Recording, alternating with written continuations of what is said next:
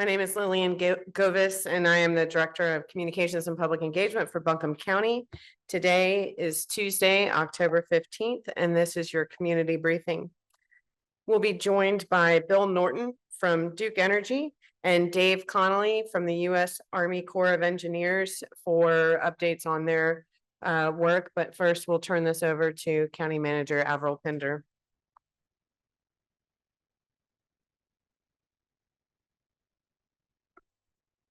Thanks. Good morning. I have several updates for you this morning. A new community care station has opened at 980 Boulevard Road at the old Kmart, the new at-home store facility. These stations provide showers, laundry, bathrooms, access to cell towers, Wi-Fi, potable and non-potable water, and counseling. Other stations include the Swananoa Ingalls, AC Reynolds High School, and Morgan Hill Baptist Church at 594 Barnersville Highway. Early voting starts Thursday and will be every day, including weekends, through November 1st. The hours are from 9 a.m. to 5 p.m. If you need an ID to vote, please go to our elections office at 59 Woodfin Place to get an ID. It takes about 10 minutes.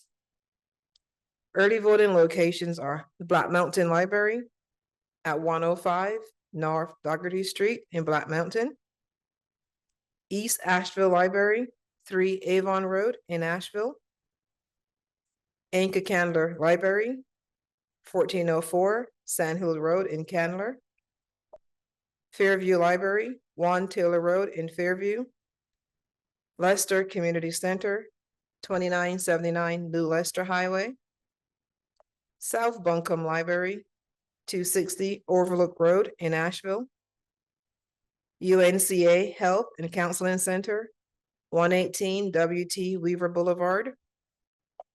This is a new location, so be mindful. UNCA Health and Counseling Center, that's on 118 WT Weaver Boulevard.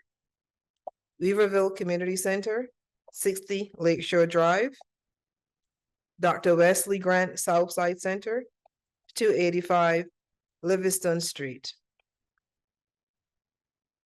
West Asheville Library, 942 Haywood Road. Again, these centers is every day starting on Thursday, November 17th. The hours are 9 a.m. to 5 p.m. Tomorrow, the area will experience extremely cold temperatures. Our shelters have space and are available at AB Tech Conference Center. Please use the Victoria Road entrance, and that address is 16 Fernandhurst Drive. The former Gold's Gym, 1815 Hendersonville Road. This location has a playground for kids, so it's a great and suitable location for families.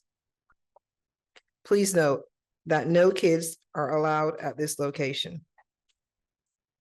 Thank you.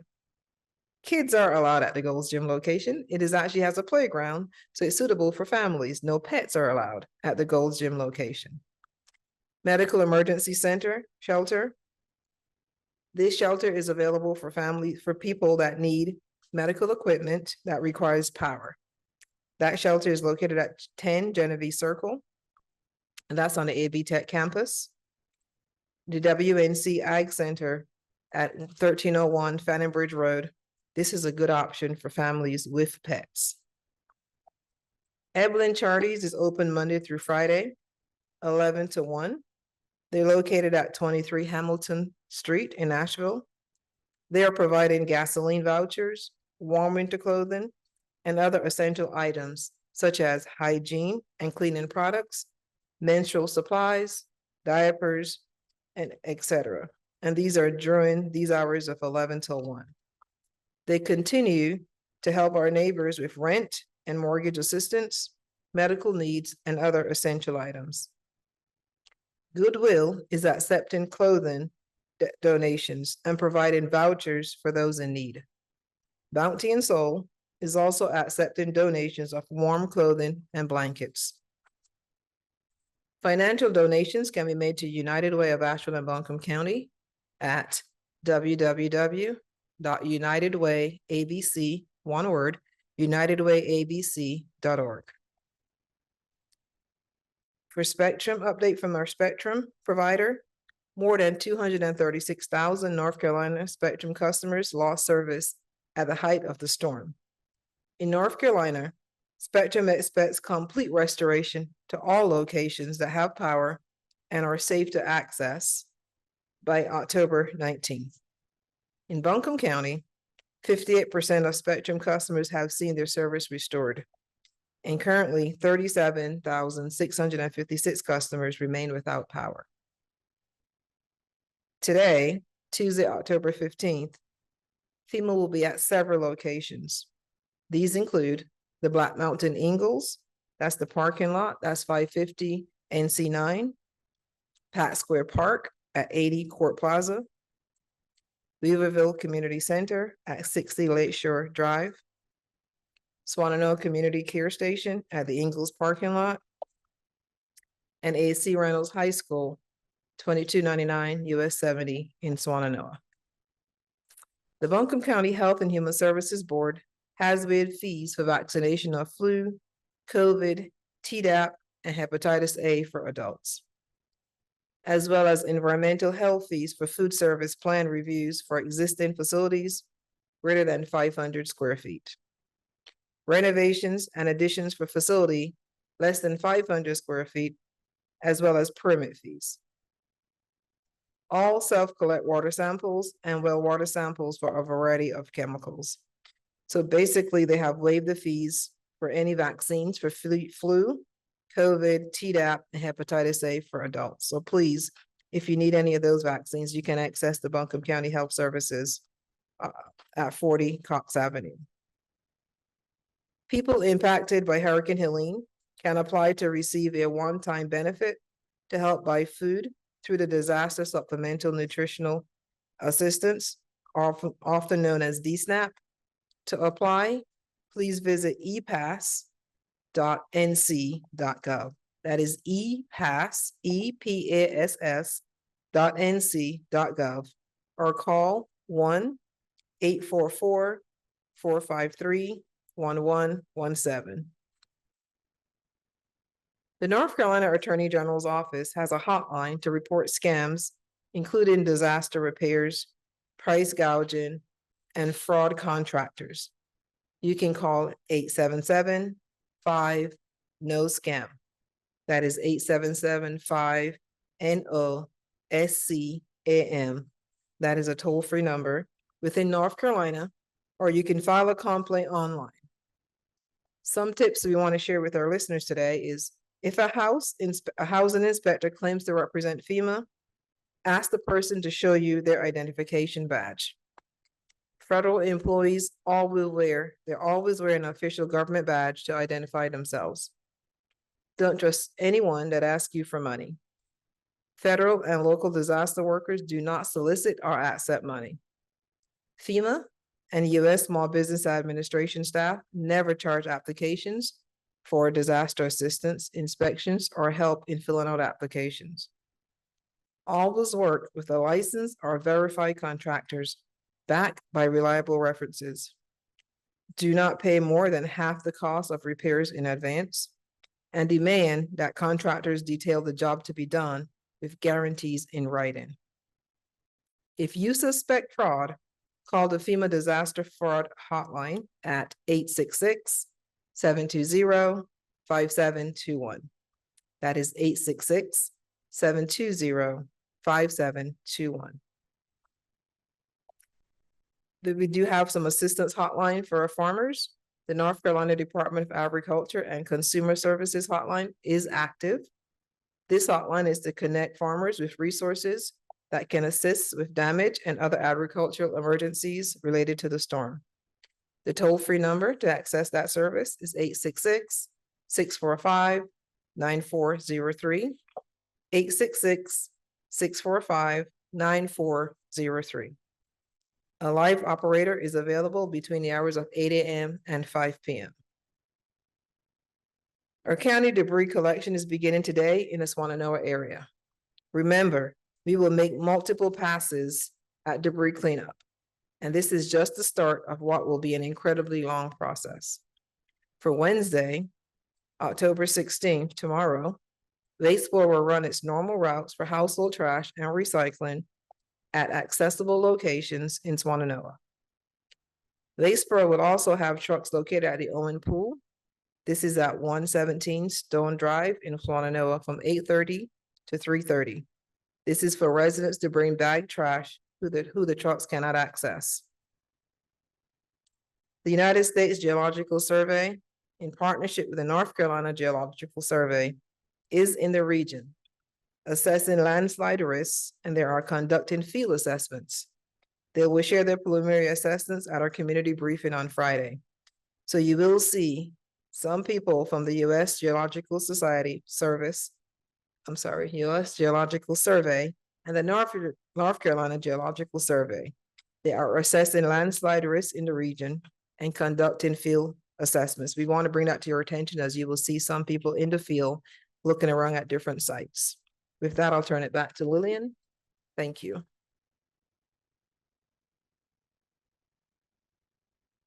Our next guest is Bill Norton with Duke Energy, who will provide an update on the energy restoration in Buncombe County and where we stand. Bill's joining us remotely. Good morning, Lillian. Is the audio okay? Sounds great, Bill. Great. So North Carolina, we're now down to about 5,800 customers in the mountain region without power as of this morning. 3,200 of those are in Buncombe County. So we're making tremendous progress, and we expect those figures to continue falling this week. Our numbers yesterday inched up a bit when our car hit a pole in Asheville, taking out about 1,800 customers, the power to them. So not all of these are storm outages, and that's a good reminder that when you see utility crews out working, please slow down and give them a wide berth, just like you do for the police and other first responders. We can get your power back on faster if we all stay alert and safe.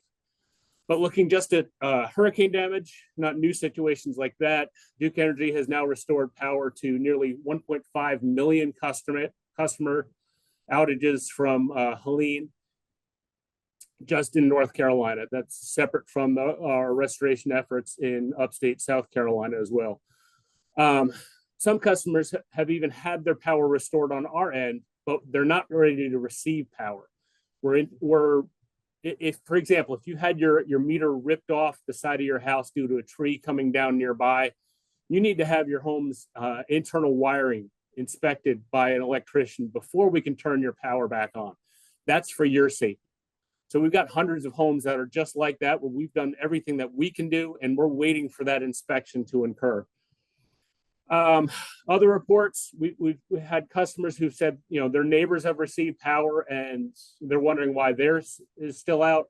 Sometimes when we make a restoration, upstream, if you will, on the line, something downstream that wasn't initially apparent, like a branch leaning on a line, will trigger a new outage.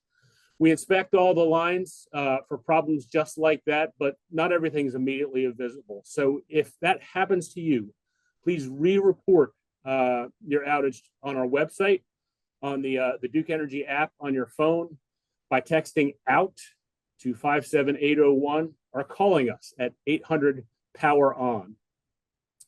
Outside of Buncombe County, the majority of our remaining outages are in one area that was particularly hard hit, the Spruce Pine area of Mitchell County.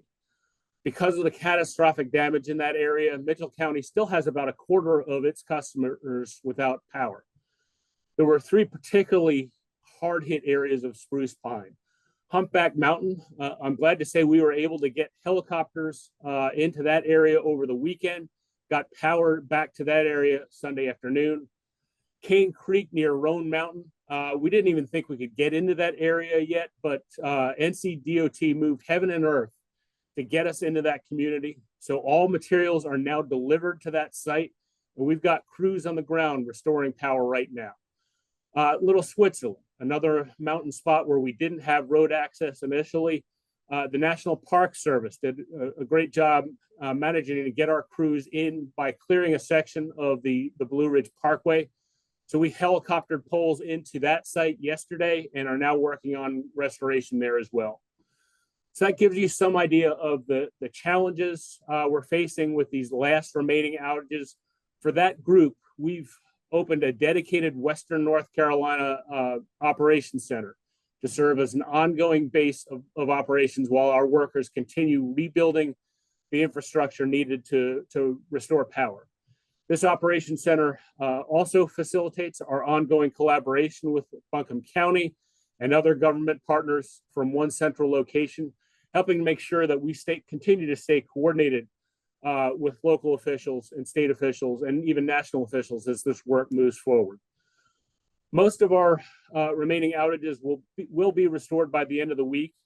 Duke Energy is going to continue communicating with impacted customers via email, text, outbound call, as specific details become available for your individual outage. Summing up, I'd say we greatly appreciate the support, kindness our communities have shown and continue to show toward the men and women who are still working around the clock to rebuild the grid and restore power. We remain fully staffed in Western North Carolina. The Duke Energy crews and our contract crews from out of state will continue working here until power is restored for everyone. Thanks.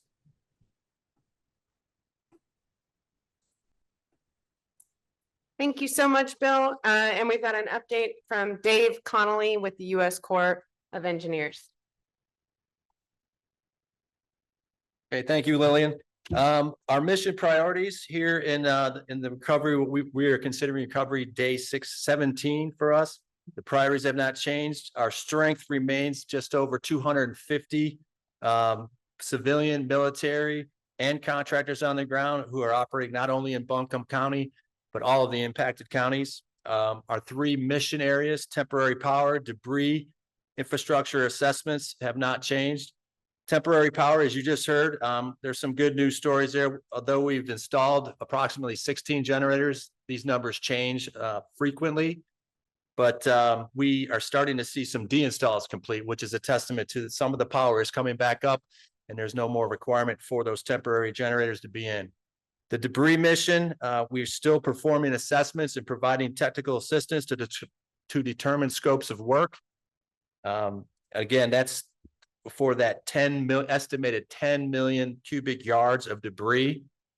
And we stand by, and the process is still the same as I talked to you a couple of days ago about. We're waiting for those requests to come up from the counties to the state that would need the assistance of FEMA, who will task us to contribute in that debris removal. But we did do in the last 24, probably 8 or so assessments to continue to scope that work and see what may be required. In the area of infrastructure assessment and wastewater, still just providing those assessments. I talked to you last time about we're now getting from those just drive-by, really rough assessments, now moving into the more detailed assessments. We got about 5 or 6 of those completed now, and we're just standing by as required for additional taskings from FEMA. The main update I wanted to provide you today is on the screen. We understand, well, first, we at the Army Corps of Engineers Wilmington District, we have several area offices located out across North Carolina. One of them happens to be in Asheville. So our own team was impacted as well. And they are out still doing their job, still doing great works. And we realize that permitting itself sometimes can be complex, not to mention after a storm. So we wanted to share with you there's some guidance that changes during post-storm, which could include instances where there is no permit needed for citizens to repair some damage that may have occurred. So there's also some exemptions that may be out there for work to be done. But the bottom line I wanted you to walk away with is the points of contact. If you have any questions on permitting, we have people standing by to answer these questions. If you go to NC permit-wetlands at usac.army.mil. That's one way to do it. But you see there's 2 phone numbers here. 828-271-7980 is one locally here. And then we have our routine number 252-740-5719. Now these numbers get a large amount of calls on an average day, not to mention a post-hurricane day. So it does take a little bit of time, but the process will be you'll make that call, be very detailed with what the area is, what the issue is, or what the question is. And those experts, those regulatory specialists that are working hard every day, storm or no storm, We'll triage those to the right specialist in that area that could get you the right information. And that's really all I have. Subject to questions at the end.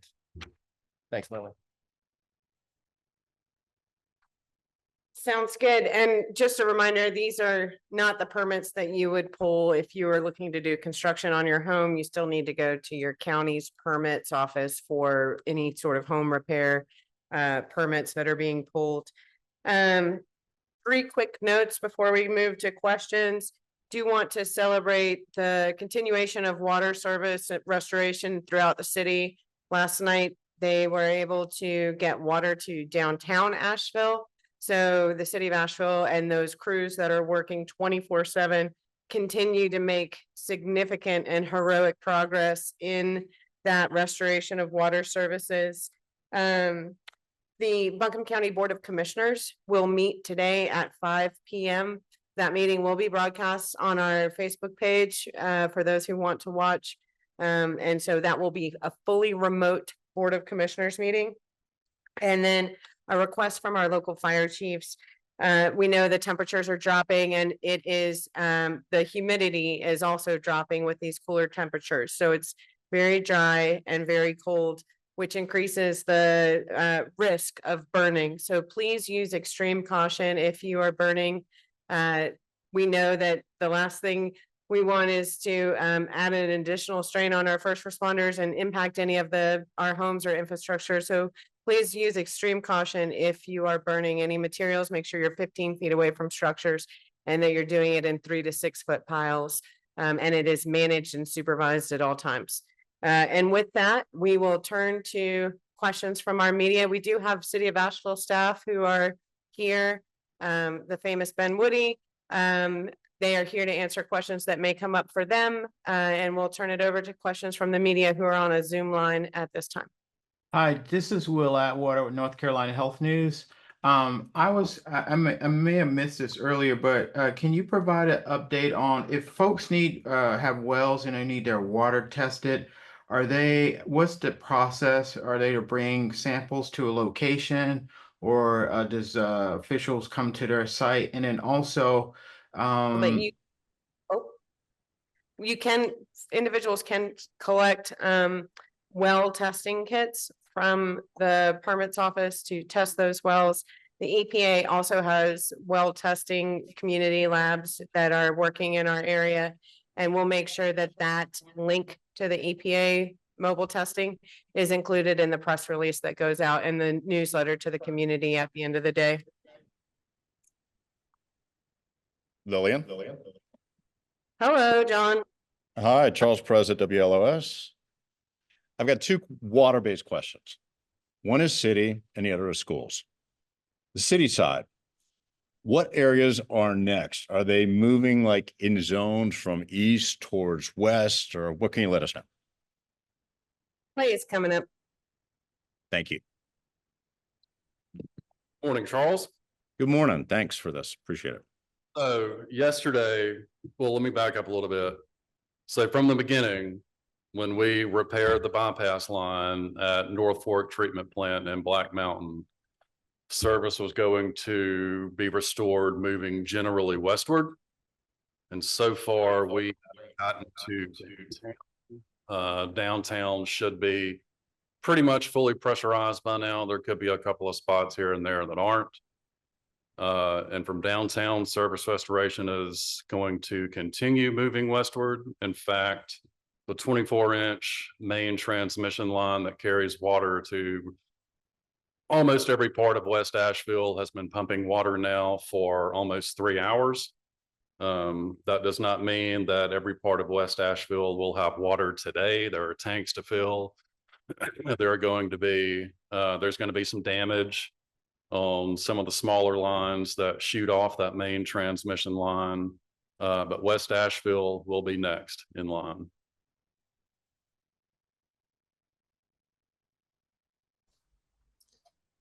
Brittany Peterson with the Associated Press. Is there a way to estimate approximately how many customers do not have water as of today? Just a rough estimate. As I mentioned in my email, we don't have the ability to detect service remotely. We're not like electrical utilities. But I think the number I gave a couple of days ago was 100,000. That number has dropped significantly in 48 hours. Quick follow-up to that question. By West Asheville, would that include Candler and the Enca areas, or is that separate? That would include Candler and the Inca areas. Yes. Great. Thank you. Appreciate it.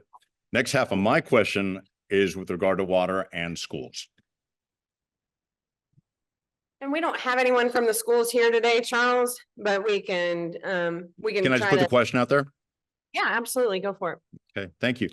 This has to do with the target start date for Asheville City Schools of the 28th. And so far, no target date for Buncombe County Schools. But what if water is restored sooner? Is there a chance that these schools are prepared to get up and running before that date if they've got water school? Yeah, I don't have any information on that, but we are hoping to have the superintendents come back this week and provide some Okay. information. Remember that they have made commitments of this many hours of notifications for families, for staff, and there are Right. bigger things in the process to bringing kids back beyond water that also include, roads and accessibility and being Right. able to get the full operation going, but we'll let them give us the full details from their end. But please, and the last part of that is just simply, I understand that Buncombe County Schools, a chunk of them have water. If I had a kid at that school, I'd want to know, why couldn't my kid go back to his or her school if it's okay? So I'll just throw that question out to you. Okay, we'll pass it along. Great, thank you. Appreciate it. Other questions? This is Andrew Jones with the Asheville Watchdog. Just wondering kind of what the thoughts are as far as now that water is downtown, how soon or how quickly will water be able to get uptown into North Asheville? Is there any estimation on that at this point? Here comes Clay. So we started pushing water into North Asheville very early this morning, but again, even though the main transmission line may be in pretty good shape, there's going to be some lines that offshoot of that are damaged. There are tanks to fill in that area. And so it's not, just because water is flowing in that direction, it's not going to be immediate. Thank you.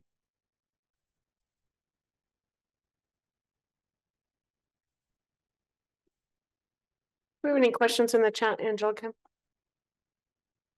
She says no questions in the chat. Any questions from our reporters who are on the Zoom call? This is Andrew again. I just wondered what the loss of life toll is at right now and when there's potentially another update for that. Sorry if I missed it. Right, so just want to make sure the loss of life that is managed through the state office of the medical examiner. And so every single death, that's related to not just the hurricane, but anytime is a tragedy. And so one of the top priorities is to ensure that any person who has died in the storm and their family get that dignity and respect they deserve in this process. And so only emergency responders tasked with supporting fatality management after the storm are qualified to respond to that. So Office of State Medical Examiner would be the short answer to that one, Andrew. Thanks, Lillian. I appreciate it. Hey Lillian, I have a couple questions. It's Kim. Can you hear Hi, me? Kim. Oh, yeah. Okay. First is a water question. I'm getting a lot of reports that the water looks really good. And so with that in mind, I know you're still stressing for people to boil water, but what does that say exactly about the silt concerns? And is there a potential that the water might be in better shape in the coming day or 3, where potentially it could be potable? That's question 1. Thank you. So, yeah, the way the sediment's going to work in the water is the more the system is flushed in homes and businesses and generally throughout the distribution areas, that sediment is going to dissipate. It's not going to disappear, but it is going to dissipate. And that's why we're telling people, when you get water back, after you turn off your water heater and your ice maker and your toilets and stuff like that, the first thing you need to do is to flush your home's plumbing or your business's plumbing. And the best way to do that is with a bathtub faucet or an outdoor faucet. And do that for 10 to 15 minutes until that water clears up. But yeah, we are seeing the water clear up a little bit. Just because it clears up does not mean, the potable part is going to come any quicker. We still have tons of testing to do. We still have to do the in-reservoir treatment at North Fork, which we hope to start doing maybe Thursday. Materials and personnel are going to hit the ground out there tomorrow. And so, yeah, we're closer to potable water, but that's still going to be a little bit of a long process before that boil water notice is lifted. Okay, thank you. I have another on a different topic question. Thank you for the water answer. Avril talked about 3 different sites for shelters. AB Tech, the former Gold's Gym on the south side, and a medical emergency center at AB Tech, and then the Ag Center, excuse me, I guess 4 places. What's your sense right now, anyone with the county, of do you expect those to be at capacity? What is the concern for people that have been displaced, and what do the numbers look like? Right now, we have capacity at every single one of those shelters. So anyone who needs support, especially as we're seeing temperatures dip, we absolutely have capacity at each of those shelters. I can email you specific numbers if you want later, Kim, but the short answer is there is capacity at every single one of those 4 shelters. Don't be afraid to come and ask us for support. Let's keep you and your family safe. Do you expect to open any additional ones if you're at capacity now? And what do the numbers look like when you say that? We're not at capacity. We've got lots of capacity. So Oh, okay, sorry. it's time, and especially as more folks are getting water and power at their homes, the great news that we've heard from both the city and from Bill with Duke, people are getting water and power at their homes, and that really is a wonderful thing as we head into these colder temperatures. We're able to help our neighbors out a little bit more, aren't we? Any other questions? Are there any other concern with the US Geological Survey, folks? Is there any issue that you want to give to the public as far as, is there concern in any certain areas, or is this just kind of just making sure everything is stable? Just making sure everything's stable. Like we said, they are going to be here on our Friday briefing to provide that information. They've been doing a lot of detailed research and aerial views and all of the science. And so they will be here on Friday to talk about their findings.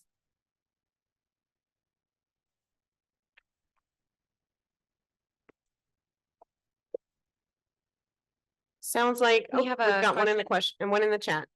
Yeah, Helen Chickering from BPR wants us to do a quick review of the comfort stations providing laundry and showers. And do we have any plans to open new ones? I had to refer to my sheets of paper that I left. So a new community care station is open, 980 Brevard Road. That's the old Kmart, right? So it's the new at-home store facility. And so that location is up and running now.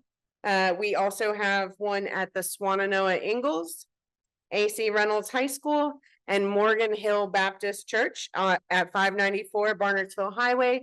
We're talking cell towers, Wi-Fi, laundry, bathrooms, counseling, potable water, non-potable water, hot meals from 11 to 4-ish. It changes a little bit site by site, but all of that is available at those comfort care stations. Yes, the city is working on bringing more online, but those are the 4 that are available right now, 7 a.m. to 7 p.m. for anyone to access those resources. We also have a question in the chat about, we got a Spectrum update today. That's good. But have we heard any updates from other carriers like AT&T? We don't have any update from AT&T or Verizon at this time. I know we don't have a FEMA rep here today, but off the top of your head, do you know how many FEMA applications have been started or accepted here in the county? 60,000 started, and I can confirm I started my application yesterday at my house. So 60,000. Hi, I'm Patricia Serrano from Enlace Latino and C. I would like to, I would like to ask a question about, I was like reporting and talking with some like workers, Latino workers that are here in the city and they are from other parts of the country, like really far away. Some, the majority probably are undocumented workers. I would like to know what information have the county about that? If they have some numbers and they are here in what situation, you know? Yeah, what we know about that. Right. I think some of the folks who I was talking to, they were working for some contractors that were working in the debris space. And so, you know, we don't have any sort of information when we work with contractors about who their employees are. But we do know that there are a number of contracted employees who are coming to support across the spectrum as we work to rebuild and recover after this storm. Yes, thanks. But still wondering about if there is some control about the condition of these workers. Having, they are really like, yeah, in what condition they are living, in what condition they are like here working. Yeah, I trying to talk with some, spoke with some of them, and the contractor say that he's paying the salary, so we cannot talk with them. And some like situations like that are happening now. And yeah, I would like to know if, yeah, the county can like, yeah, take a look. So A look at one that. of the, yeah, a great resource if anyone has any concerns about working conditions, going through the state attorney general's office is going to be the right place to make that report. That phone number is 877-5-NO-SCAM. And I don't know what that number is if it's not spelled out, because it's been a long time since I've looked at a phone like that. But the phone number is 877-5-NO-SCAM. The North Carolina Attorney General's office is 100% the right place for anyone to report any concerns in that space. Okay. And do you know how many contractors from outside Buncombe County are here now? That would be a hard number for us to pull, Patricia, because we have contractors that are working with the county, the city, space within the county, and also private businesses that are also doing their own remediation. So that would be a really difficult number for us to try to pull. But one that we will be tracking in each of our respective agencies down the line to report out, but I wouldn't be able to provide anything today that would be accurate. Okay. Okay. Thanks so much. Thank you. I'm noticing another question on social media for Clay. This is about water service that may have come on in the last couple of days and now has come off specifically in the Haw Creek area. Can you address how that same scenario might play out in other areas as water service returns? Can people expect that same kind of behavior in the water and why? Sure. So specific to Haw Creek, we had to replace a pretty good chunk of service line. Again, one that shoots off the main transmission pipe. I think that work is being done today, started maybe yesterday-ish. But yeah, generally speaking, as service returns, there's the chance that it could be sort of intermittent for the first little while. Start, stop, pressure could reduce, even though you have service, your pressure is lower. And that's just a function of water flowing through those pipes for the first time in a couple of weeks. And us being able to find damage that's only visible when water is actually going through those pipes. And those repairs can take a little time. And it's generally also a function of a system ramping up production after being down for a little while. Normal to be expected.